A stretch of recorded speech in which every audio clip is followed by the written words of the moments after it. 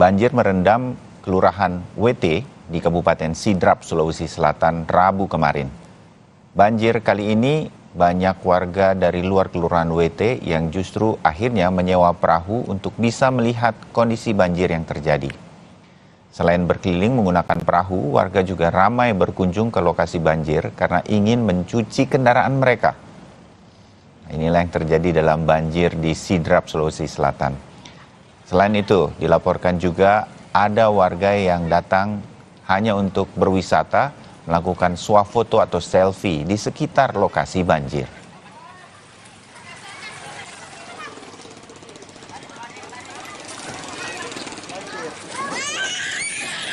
Penasaran lihat banjir.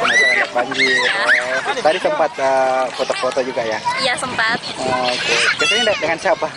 Sama teman-teman. Oh, dengan teman.